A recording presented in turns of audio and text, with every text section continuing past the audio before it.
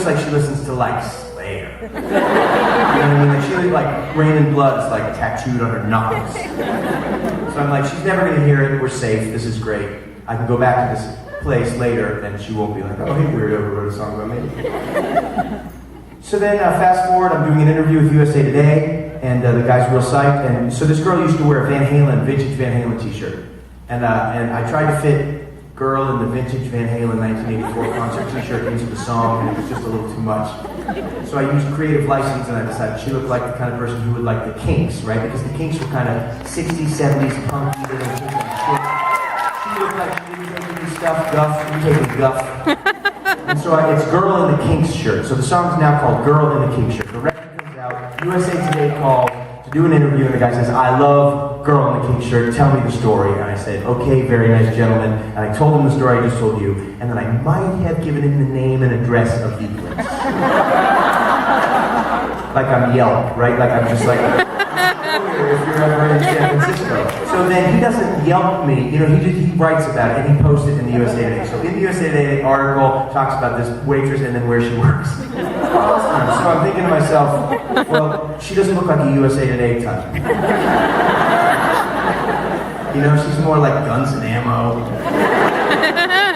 So I'm like, I'm safe, she's not gonna see this is great. So fast forward then, about another month and a half later, and I'm on my phone, and I'm looking at the Twitter.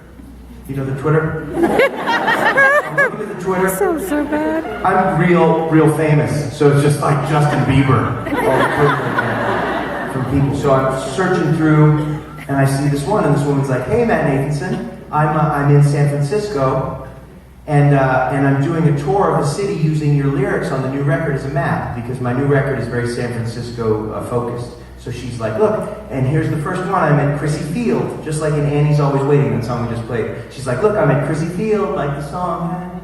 And I'm like, that's spooky. But you know, that's kind of flattering. So I'm like, that's great. So a couple hours later, I go back to my Twitter, I check it.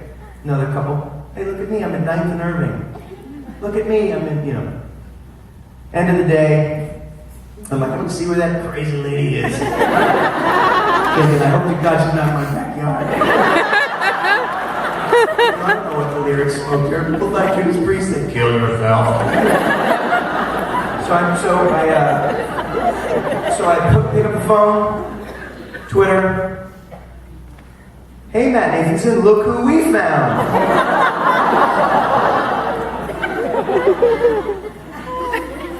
Picture of this woman like this.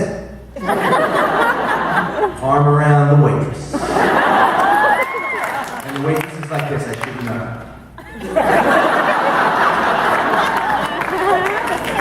So this next song is a song about a woman who I've met a few times, and apparently I can never see again. It's a song called Kinks Shirt.